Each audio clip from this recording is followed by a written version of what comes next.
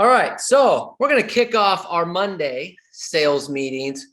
We're going to talk about listings. I know, crazy. But we're going to do it anyways. So I have here 12 words or phrases that can help you become a better listing agent. Now, even if you're already a great listing agent, can we all agree that more is better? Can all agree? Great. Okay. So even if you're at this level of a listing agent, we can get more, and that's better. And if you're not a listing agent, if you've never taken a listing in your life, that's okay, because everyone had to start at 1 at some point. So now this is the steps, words, phrases that can help you start with 1 and go on from there. That's the beauty of this, is that no matter where you're at, these are things that can help you take it to the next level, no matter what level you're already currently at. So let's go ahead and jump into this. So 12 words or phrases that can help you become a better listing agent. The first one I wrote down, well, let me back up. Disclaimer, as always, these are not in any order of importance. They're just the way they're written down. So you don't have to follow them in this particular order. The first one I wrote down here is decision/responsibility. Decision/responsibility. And what I wrote down underneath that, this is going to sound simple, but hear me out on it. You have to make a valid decision to list property rather than work with buyers. Accept the responsibilities that go with listing property. The listing agent has to show the property, prospect for buyers, negotiate the contracts, meet the appraiser, contact escrow, etc. The buyer's agent has to bring the buyer to the property and submit the offer. So you have to make the decision to be a listing agent if you want to become a listing agent or become a better listing agent.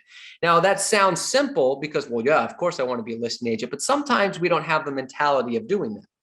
We just have the mentality of I'll take a deal, and that's fine. Sometimes you have to take a deal, but you have to make a mental decision that I am going to focus on being a listing agent. That's the goal. That's where the energy is going to. And if I stumble upon the buyers, then I can work with the buyers, but I'm not just a real estate agent, I'm a listing agent. So you have to make the mental shift to do that. But to do that, you have to accept the responsibilities, because the truth is, one of the reasons, and some of you might think this is crazy, but this is the truth. One of the reasons agents like working with buyers is because they don't want the added work. Now, I know that may be hard for you, some of you believe, but let me share some other news. There's a lot of real estate agents that didn't get into real estate to work. I know, wild, but that's just the reality of the world we're in. But that's why most agents aren't listing agents, because A, they don't have the mentality, they didn't make a decision to be a listing agent, and B, they don't want the work.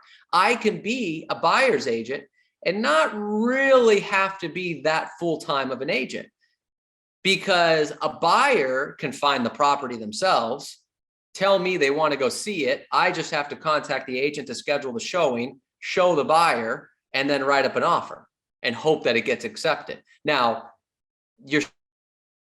that's all you do, but that's all you could have to do. You don't have to accept the responsibility of listing the property. Well, what happens if it doesn't sell? Then it's my responsibility. Because as a buyer's agent, if the offer doesn't get accepted, you could just blame the market. If it doesn't sell as a listing agent, it's your fault. You can't blame the market because the seller's never going to buy that. You have to prospect for buyers. You have to negotiate the contracts. You have to meet the appraiser. There's more work that goes into it. So you have to make that commitment. You have to make that decision and accept that responsibility of being a listing agent over a buyer's agent. So that's the first thing I wrote down here. The second word/phrase I wrote down is 18 months. 18 months.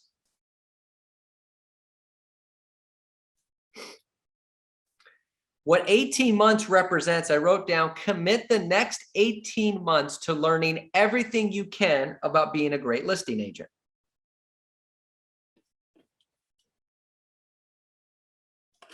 So, first of all, here's the question you have to ask. Do you plan on being in real estate in 18 months? Okay, So, okay, good. So we got a few of you. The others of you are either not paying attention or you're not sure. Different conversation. We'll figure it out. Okay. So commit the next 18 months to learning everything you can about being a great listing agent. So this is something that really resonated with me. Okay. Mike said this at one of the retreats. He says, if you go to high school and college, get a master's degree, go get your PhD, that's 12 to 14 years in education to set you up to make $100,000 plus. And yet, if you commit the next 18 months to studying and being educated on being a great listing agent, you can exceed that. So commit to 18 months. Now, the reason you have to commit to 18 months is because, one, we get impatient. I want to be a great listing agent today, or I want to be a better listing agent today. Okay, well, start the process. But if you're not the top listing agent in your marketplace next week, it doesn't mean that the plan's failed. Doesn't mean it can't be done. If you're still not getting the listing appointments you want, if you're still not getting the listing contract signed you want 6 months from now, it's part of the process. It's an 18-month process to really take your listing agent skills to the next level if you commit to doing everything you can. So what could that necessarily be? Well, that could be studying scripts. How well do you know the listing presentation? If, you know, Mike's version of knowing a script is that if he woke you up at 3 o'clock in the morning and asked you the question, could you just go with it? Now, some of you, if I called you at 3 o'clock in the morning, you'd curse at me and then you might go with the script, but you know, that's a different story. Okay. Do you know the presentation that well? Do you know the objection handlers? How well are you working on the presentation of the objection handlers? How well do you know your market? Do you know all the nuances of the different neighborhoods in your market? Do you know all the things that are being built, all the things that are being torn down? Okay. Do you work on your presentation ability? I know the script, but can you present? Do you work on your presentation ability? Do you work on personality styles? There's a variety of different things you can work on, but commit the next 18 months to learning everything you can about being a great listing agent. The third thing I wrote down here, third word / phrase, is listing oriented. Listing oriented.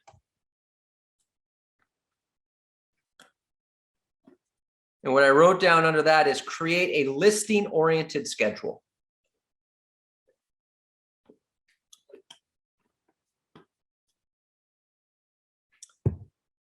Create a listing oriented schedule. Most real estate agents don't have a schedule. So the question is, do you want to be schedule free or do you want to make a lot of money? Because you can't have both. Well, Robert, I didn't get into real estate to have a schedule. I got in for freedom and flexibility, which, as you know, are the two F words of real estate. I got in for freedom and flexibility. I don't have a schedule. Okay, great. You will also be very flexible on your time because you won't have any appointments to go on, and you will certainly be free from money. So you've accomplished your freedom and flexibility. You can't have both. If you want to be a great listing agent, you need a listing oriented schedule. So I wrote down here, create a schedule. Don't worry yet if you don't have a schedule, or you have one, but you're not sure if it's any good. Don't worry about the specifics yet. Just create a schedule. And the schedule has to have a start time and an end time.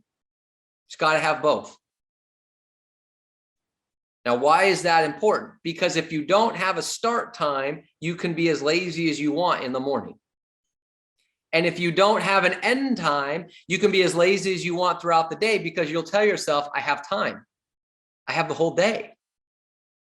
That is no way to do things. So you have to have a start time and you have to have an end time. Well, I want to start at 8 and I'd really like to be off at 4, but I don't know. Can I be off at 4? Yeah, you can be off at 4. If you work until 4, you can be off at 4. Valerie Caro does it. Brianne Green does it. There's a number of agents that do it. If you want to be home, if you want to end your day at 6, you want to end your day, whatever. Okay. But you need a start time and an end time. So figure that out. but you need to create a schedule that you can follow. Now, here's the other thing. Be realistic with the schedule. Because here's the truth. Some of you can't get up early enough to start your day at 7:30. It's just a fact. Okay? That's just a fact. Some of you can't, some of you have responsibilities, so you can't work until 7 o'clock at night. So be realistic with your schedule. Don't create the schedule that you think that I would want you to create or Neil would want you to create. I read this agent has this schedule. Everyone's different. Everyone has different responsibilities. Be realistic with the schedule, but create a schedule and then work with your coach on kind of figuring out the nuances. And remember, a schedule can change. Sometimes a schedule is just trial and error. Well, let's try it this way. And if it works, great. If it doesn't work, where do we need to make the adjustments? Now, on a side note, once you have a schedule, bring it to every listing appointment. Because some of you do this. Some of you have taken my advice on this and some of you don't, and that's okay. But I strongly believe that if you bring a schedule to a listing appointment, they say, well, I'm also going to interview so-and-so. Okay, great. Mr. or Mrs. Seller, did they give you a copy of their schedule like I gave you mine? No, they didn't give me a copy of their schedule. Oh, wow. Can I tell you why that concerns me? Sure. Well, they probably don't have one. See, most people in real estate, the truth is, Mr. and Ms. Seller, they're independent contractors. They don't have to follow a schedule. It means they can show up whenever they want. They can leave whenever they want. They can do whatever they want. For your biggest financial asset, do you want someone that has that kind of, non-caring attitude about their daily schedule? Or do you want someone who follows a strict CEO type schedule? I want that. Great. Sign the contract. Some of you won't do that. So we'll just move on. Okay. The fourth thing I wrote down, fourth phrase / word I wrote down, 80% production based. 80% production based. So underneath that, I wrote down, make a schedule where 80% of your time is based on production based activities.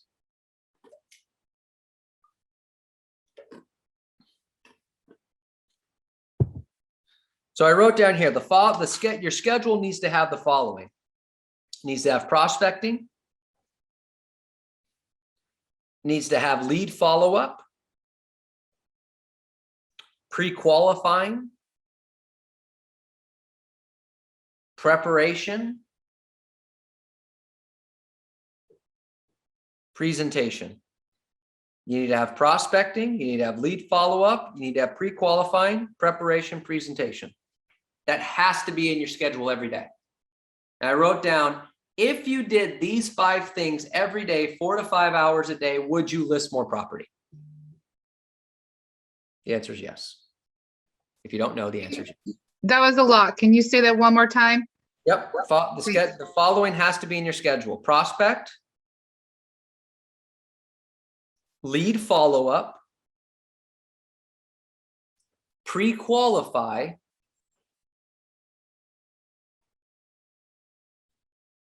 preparation, presentation. Those 5 things need to be in your schedule every day. And your schedule has to be 80% production based. So what does that mean? That means 80% of your time needs to be on these types of activities. Negotiating contracts would also be another one. Because that's the job, is you have to be in production-based activities. If you're not in production-based activities, then you're not going to get enough listings to become that great listing agent that you're trying to be. What are non-production-based activities, but might be necessary? Admin on the transactions. Okay, you have to do it. It's not really a production-based activity, but it is something you have to do. Okay, you might need to, follow through on your emails, voicemails, kind of deal with all that kind of stuff. That's non-production based activities, but something that you need to do. Okay. But you need to do these other things. That's part of the day. So the question I wrote down is, are you spending 80% of your workday on these activities? And if you're not, then we need to readjust the schedule or have an honest conversation with yourself. Now, here's the thing I wrote down here. sometimes things get in the way and you have to handle something, and it may not be an 80% every day. But the reality is things don't get in the way every day. And they don't get in the way often. We create it. Oh, I gotta put out a fire. No, you don't. Get on the phone and go prospect. We have an escrow issue. You're not an escrow officer. We got a lending issue. You're also not a lender. Go prospect, go preview property, go pre-qualified, go do lead follow-up. Let the other people who are getting paid for that job earn their paycheck. You go spend more time on production-based activities. That's the key thing. This is gold. All right, number 5, I wrote down the process. The process. I wrote down learn and understand the listing process, which is actually really easy.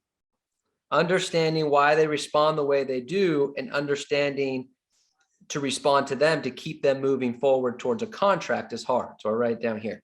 Learning the listing process is easy. Understanding why they respond the way they do and understanding how to respond to them to keep them moving toward a contract is hard. But there's 5 steps to the listing process. If you've been around Mike or myself or Neil for any length of time, you know the 5 steps. Number 1 is pre-qualify, no exceptions. Pre-qualify, no exceptions. They're a past client, pre-qualify. They've been my best friend for 30 years, pre-qualify. They're my mother, pre-qualify, twice. No exceptions, 100% of the clients, 100% of the time. Okay, you have to pre-qualify. Number 2, mail or deliver a non-ego pre-listing package. Some of you have done a great job of creating some pre-listing packages. We have some options. Jocelyn in our company does a great job of helping people with pre-listing packages. There's all kinds of other people out there, other sources out there that can help with pre-listing packages. Okay, but mail them a pre-listing package. The minimum in a pre-listing package is the contract that they need to sign, a net sheet at what they're going to get after closing, your plan of action, and a CMA. That's the minimum. Now you could put some marketing material in there. You can, all these other different things, you could do that. If you want to put a little bio about yourself, that's fine. A bio real estate related. They don't care that you grew up in South Tennessee and you know that your dad was a mechanic and your mom was a florist and you know you went to this elementary school and you had 2 dogs. One was a golden retriever. They don't care. If you want to create a real estate bio, that's fine. Okay, but that's the basic of a pre-listing package. Step 3 is you're going to call and confirm that they got the package, that they read it, and then call and confirm that the appointment is still on. Hey, just want to make sure you got the pre-listing package. Yeah, I did. Did you read it? Yeah, we scanned through it. Okay, great. Tomorrow at 6 o'clock still work? Tomorrow at 6 o'clock still works. Great. Doesn't have to be complicated. When you call back and confirm, you're not doing the presentation. That's one of the biggies, is we call and confirm, and then we get in presentation mode. I'm just calling to confirm that you got the package and that tomorrow at 6 still works, or whenever the appointment is. Step 4 is show up 15 minutes early. You don't have to be at their door 15 minutes early, but be in the neighborhood, be in the house, be around the house. Here's why. 1, if you're already there, you can relax, mentally prepare yourself before you go to the door so you're not rushing. You don't want to be rushed. 2, if you get there early, you can drive around. Maybe there's something in the neighborhood that might help or hurt their value. Maybe there's a for sale by owner that you didn't see. Maybe a property just got listed that day after you did the CMA. So you can kind of drive around and be a little more comfortable with the area. Because you might not know that there's a for sale by owner 2 doors down, but the seller does. And they're going to ask you about it. So it's better if you get there early, see that there's a for sale by owner, and you're like, oh, let me look this up real quick. And then step 5, it's showtime. Read the script verbatim. It's a very simple process. There's no reason to alter it in any way, okay? You pre-qualify, you do the pre-listing package, you call back and confirm, you show up 15 minutes early, showtime, read the script verbatim. We'll get into another class as to why that's more important and some of the hiccups or some of the reasons we fight that, but just learn and understand the process.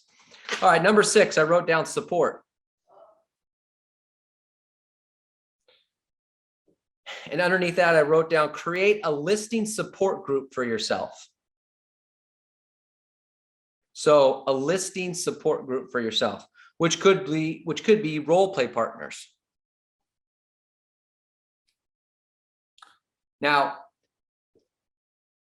role playing once or twice a week is not enough. You want to be great, you have to role play more. Role playing 15 minutes a day is good, but it's not enough. Find more time to role play, 30 minutes to an hour a day minimum. I would even recommend for some people going even beyond that, especially if you're newer. We hear it all the time from Tony Smith, Zach Baer, all these other different people that were practicing 1 to 2 hours a day to start their career. Okay, so you need to be your role play partners, but your role play partners need to be accessible. Because otherwise we go, well, my role play partner on Monday, they flaked out, so I didn't role play on Monday. Okay, how often does this happen? I don't know, every so often. Get a new role play partner. There are 1.3 million people with a real estate license. Find one. Let's role play on Monday. This shouldn't be hard. Okay. Now we have our role play group in the morning, 8 to 8:30, rapid fire 8:30 to 9. If you're doing that, that's great. Okay. That's one of the benefits of that program is that you always have a role play partner. Okay. But you also need to find listing presentation role play partners. I wrote down here at least once a week. At least once a week, but maybe more.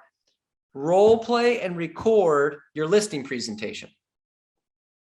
And then watch it, send it to your coach or your accountability partners or someone like that to make sure that you're getting better at it. That's a key thing. So the role play partners. I wrote down here accountability partners.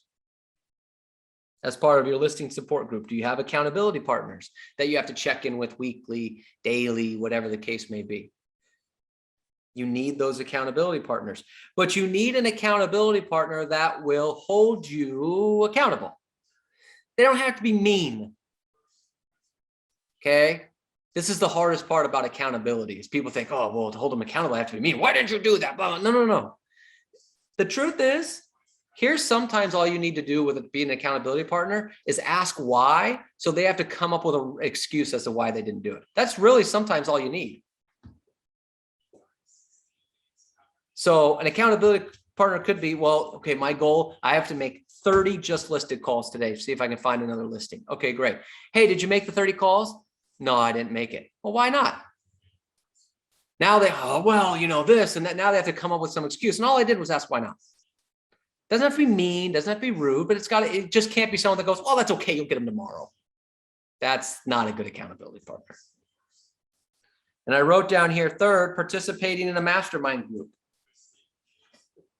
There's the difference. I get this question sometimes. What's the difference between a mastermind group and an accountability partner? An accountability partner is just someone you give tasks to that if you don't do it, they're going to hold you accountable. Mastermind group is when you're kind of in a group of 1 to more people, you're discussing ideas. Okay. You're coming up with thoughts, solutions. Hey, are you running into that? Are you running into this? How'd this go? Did that work? you're sharing ideas amongst each other. Now, your accountability group could also be your same mastermind group, but there's a difference. That's the difference. So you have to create a listing support group for yourself, because we will let ourselves off the hook. We will give ourselves excuses as to why we're not doing the work, why we're not getting the listings. All right, number 7, I wrote down referral community. Referral community. I wrote down build a referral community within your database. Build a referral community within your database. I wrote down the 10% rule. Whatever number is in your database, that 10% of that is how many transactions it should yield over the next 12 months. Meaning that if you have 100 people in your database, that database should give you 10 transactions over the next 12 months. Okay. If you have 50, then you should have 5. If you have 1,000, you should have 100. But you should be getting 10% of your database, and probably at a bare minimum, 35% of your income, but probably higher, 35 to 50% of your income, and again, maybe even higher, should be coming from your database. Hey, Robert. Yeah. When you said you should have 10%, if you do what? I mean, I know there has to be an action. There has to be an action that follows a result. Great question. So here's the way that Neil has built up the database system to make sure you're getting the most results. Because as the numbers show all the time, basically give or take a couple percentage points every year, 75% of people are willing to use the same agent again, and only 23% of people do. Okay. So there's a massive gap, which means number one, okay, here's the key on getting referrals from your database. Number one, lie number one, they know I'm in real estate. That's lie number one. Lie number 2 is, oh, they'll call me if they need anything. That's lie number 2. So part of building 10% from your database is, 1, stop telling the lies that you have, those things. Lie number 3 is this. Well, all my business comes from referrals, so I'm already working my database. That's lie number 3, because chances are, even though your business comes from referrals, that means you probably could be getting more. So we have to accept that. So here's the basic system that Neil's put together over the years to make sure that you're at that 75%, not the 23. Number 1 is to email weekly. Doesn't have to be hand typed, specific. Hey, John, how are the kids? And this, and that. Doesn't have to be that. Okay. Get them on an email campaign where you're just sending out some sort of real estate article or something every single week. They're probably not going to open it. Don't be upset. Neil Schwartz owns Century 21 Masters. He's the owner. And his email open rate is about 32%. He owns the company, and yet when he sends out an email, only a third of people go, all right, let's see what he has to say. Okay, so don't be upset that they're not going to open it. But what's going to happen is that every week you're there. Boom, boom, boom, boom. I get an email from Robert every week. And if they do open it, then it's some sort of real estate article that they just read about. And, it doesn't have to be crazy. Okay. Cindy finds an article. She sends it out typically. Actually, it just went out today. There was an article that Cindy found and we emailed it to all the agents. You can use that as what you mail out, but just email them every week. The second thing is to mail or hand deliver monthly. So a postcard, a flyer, some sort of newsletter that they can read, something along those lines. Now, you don't have to go crazy again with the design, because this is what's going to happen, right? And we all do this. We're all guilty of this. Mail comes in, starts in this hand, and it goes like this. Oh, and it gets transferred to this hand. Oh, way to go, Robert. Okay, great. And then you go back to this hand. So don't overthink it. Don't try to come up with the magical postcard, but it's that 5-second impression of boom, you're right there, and they're touching it. See, the email they can't touch, the phone call they can't touch. Now they're touching something. Okay. And hey, Robert. Yep. I'm just saying, you're saying about the 3 lies. It could be the 4 lie. I don't call them because they get upset or they think that I'm desperate. Yeah, that's true. That's also, there you go. That's true, Mike. That's also a lie. Is, well, I don't want to beg for business. Okay. Well, if you don't call your database, you're going to be begging for money on the street corner, but whatever works for you. So, mailing once a month. And then the third thing is to call every 2 months.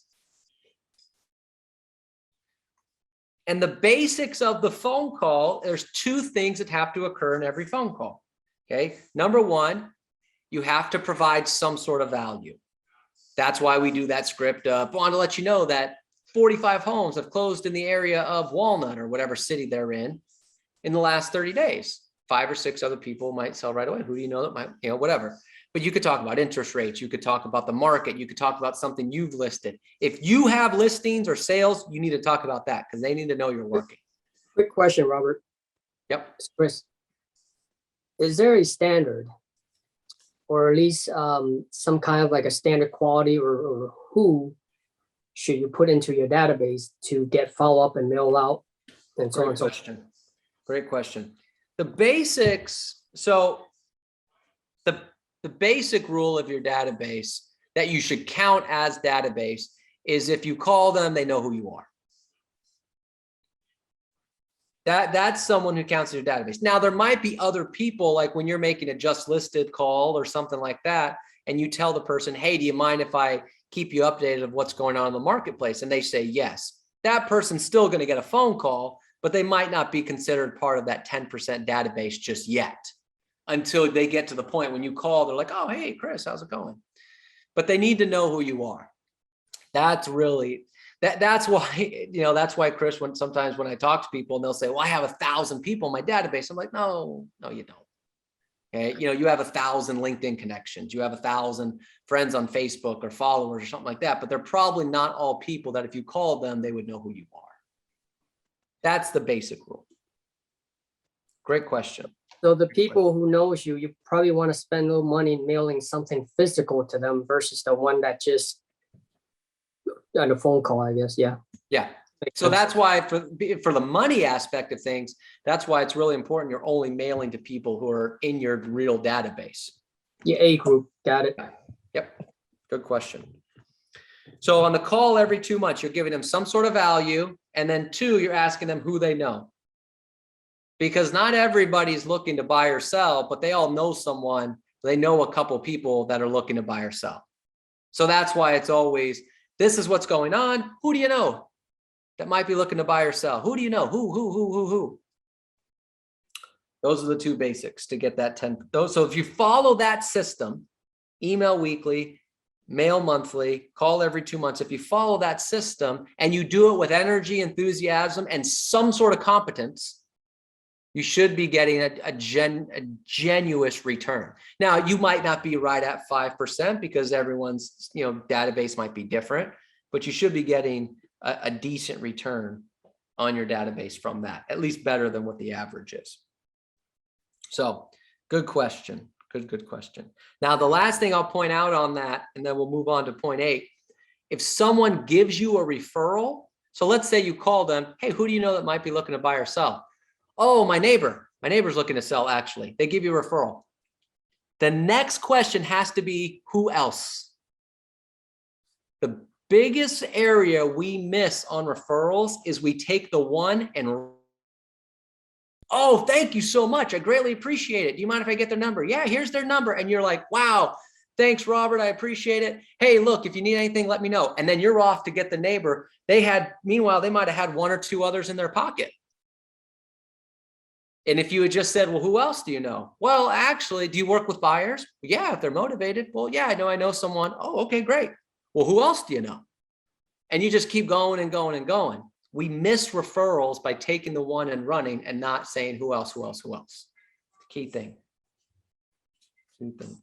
All right, number 8, I wrote down 5-6. 5-6. And I wrote down underneath that, you need to have multiple sources of prospecting. Now, here's the key. This is the key line. I don't care what they are, just as long as you're communicating with people. Because the question is going to come up, well, what are the sources I should be working? I don't care. Find multiple sources and communicate with them. Pick ones that you're willing to commit to learning a script, to commit to learn an objection handler. Don't call expireds if you're not going to practice the script and objection handler every day. Don't call for sale by owners if you're not going to work on the scripts and objection handlers every day. Don't call probates if you're not going to learn how probates work. But if you want to, and you say, you know what, no, I want to go after for sale by owners, I'm going to work on the script and objection handler, then go after for sale by owners. I don't care what the sources are, but you need to have multiple sources of business, because no matter what, some point, some of the sources are going to slow down. Even as great as databases are sometimes, there are times when just the way the world works, the database is slow at that particular given moment. So if you don't have a couple other sources that you're working at a high level, you're not going to have the consistency. All right. And then I wrote down here, number 9, aggressive. Aggressive. And I wrote below that, a commitment to a real aggressive lead follow-up system. A commitment to a real aggressive lead follow-up system.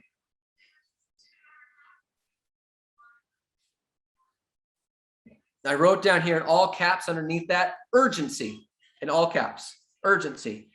Be more urgent with your leads. Be more urgent with your leads. We talked a lot about lead follow-up last week, so I won't go into too much detail of that today. But this is a Mike Ferry quote. There are more deals lost from lack of lead follow-up than there are from lack of prospecting. There are more deals lost from lack of lead follow-up than there are from lack of prospecting. You've got to be aggressive with the leads. So I wrote down here, first you have to define what a lead is. Is it a lead, or is it just someone that you're staying in touch with? If they're selling in 6 months, it's not really a lead. Now I'm staying in touch with them because I want to get the listing, but it's not really a lead. Okay. But you have to define now, because your definition might not be someone who's looking to buy or sell in the next 7 to 10 days. Your definition of a lead typically depends on your production level. So for some people that have a large inventory, a lead to them might be 7 to 10 days. But if you're building your business, a lead might be 2 to 3 months. Okay. So, and all of them are fine, because even the people that are now at 7 to 10 days started with leads that were 2 to 3 months. So you have to build up at some point. Okay. But you have to define what a definition of a lead is to you. And then you have to be more aggressive. You have to be more aggressive. I don't really get many calls, maybe 1 or 2 a year, and Cindy could probably attest to this as well, of can you please tell your agent to stop following up with me? Okay. Now I'm glad in a way because you're respectful. Yay. I'm also a little bit nervous that maybe we're not following up the way as aggressive as we should. Okay. You have a lead, you have to go get it. Be aggressive. Now, here's mine. I've shared this before, but here's my rule on lead follow-up. I lay out all my leads, Sunday or Monday, whatever day you want to start your week or the day before, lay them all out. Where are they at in the process? Okay, this is a listing lead that I have to follow up with and set an appointment. This is a buyer lead that's getting pre-qualified. Okay, great. I have 1 week to move them to the next step in the process. They don't have to go all the way to contract, but they have to move to the next step. So I'm going to reach out to them 4 times over the next week, at least 3 phone calls and 1 text message if they don't answer. Now, if they're answering and responding, then I don't have to call them every day, but I'm going to reach out 4 times. And then now here comes Sunday of next week. And I say, okay, where was this lead last week? Well, this lead was a follow-up. I need to set a listing appointment. I reached out to them 4 times. They didn't respond to me. Obviously, they're not that motivated. I'm moving them off my lead board because they didn't move forward. Now, what about this one? This one right here was a buyer lead that was getting pre-approved. They got pre-approved. We scheduled to go see property. Cool. They moved forward. Again, we haven't seen property yet. We haven't obviously opened up escrow, but they moved forward a step. That's my definition. That's how I do things. That doesn't make it right. I'm just giving you an idea. Okay, but that's aggressively follow up. Number 10, I wrote down standards.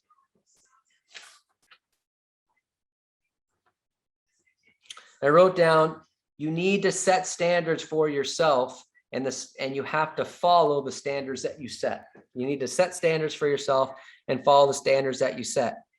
For example, here's an example of some standards. You're going to pre-qualify 100% of the clients. That should be a standard. But here would be an advanced standard. You call to pre-qualified, they don't answer. Do you still go to the appointment or not? So a standard could be, if they don't answer when I try to pre-qualify them, I'm not going. I'm not going until I pre-qualify them. That could be a standard. Standard could be the length of the listing contracts. Now, typically 6 months is the listing contract, but is anyone really going to deny a listing that wants to go in 3 months right now? No. And if you do, tell me, I'll go take it. Robert, I am not going to take that 3-month listing. Great. What's the address? I'll call him right now. But maybe there's a minimum of your listing contract. I'm not taking a 1-month contract. I'm not taking a whatever the case may be. So maybe there's a standard for your length of your listing contract. Is there a standard to the commission that you're getting? Is there a standard to the commission you're getting? Not the commission you want, the minimum commission you'll take. Now, here's the other question you have to ask. Is there a minimum commission / dollar amount I'm willing to take? Because for some of you that are working in higher priced areas, you might take a $2.5 million listing and they say, well, you want 2%, and they're saying, I'll pay you 1.5. Okay, well, $2.5 million, 1.5%, I'm at like 40 grand of commission. You're probably not going to walk away from that, which is fine. So you have to make a decision of the standard of commission / amount of money per deal. Okay, like you would never do that, hopefully, on a $400,000 listing where they said, well, I want to do it for 1%. You're like, well, it's 4 grand. No, don't do that. Okay, so you have to make a decision on how much commission. But here's the key. The standard is on your commission. Don't put standards on what you're paying the buyer's agent. I understand we would love to be fair, but that's not always the world we live in. Okay. I wrote down here under commission. It's possible to make money if you provide amazing customer service, show a lot of value. It's okay to charge a lot of money.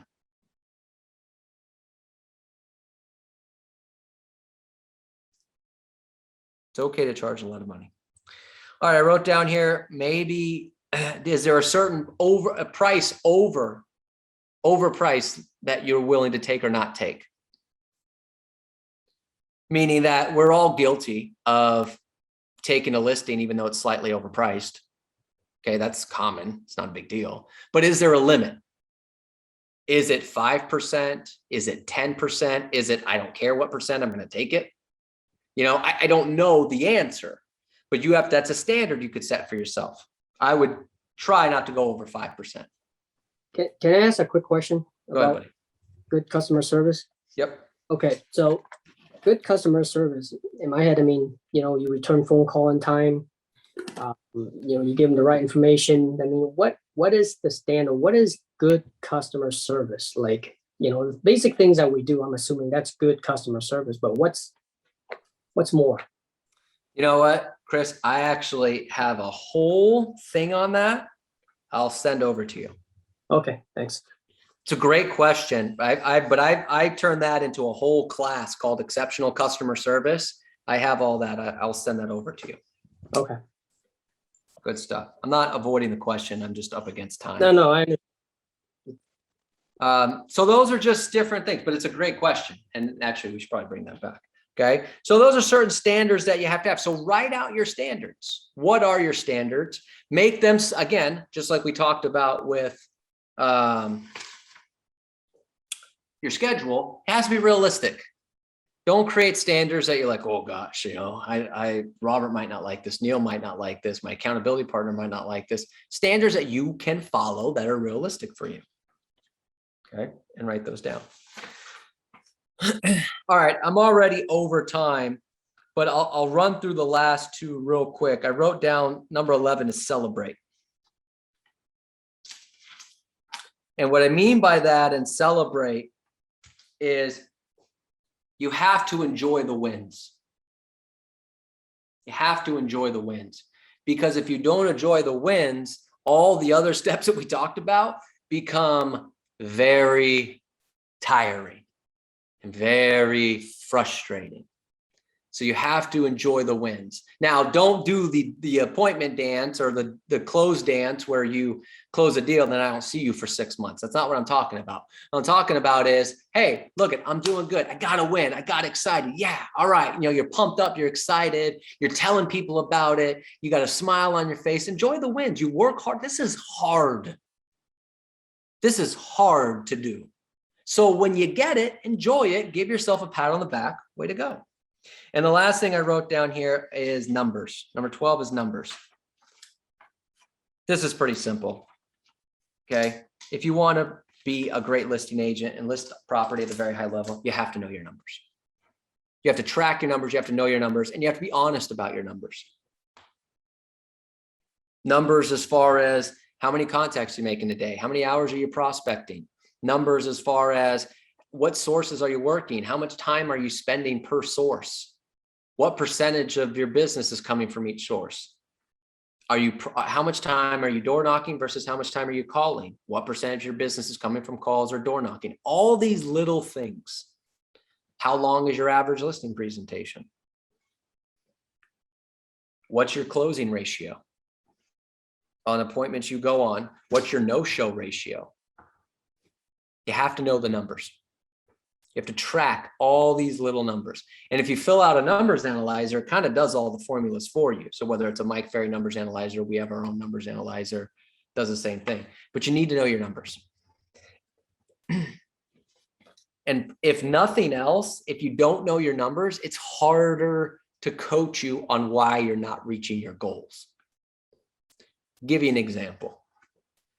If you're going on a lot of listing presentations, but you're not getting the contract signed that you want, if you don't track it, it's just words. But if I can actually see you've gone on X amount of appointments and you've only closed on this many deals, it's one of two things. Actually, it's really one thing, but it comes down to two different ideas. The first thing I'm going to say is, how well did you pre-qualify those people?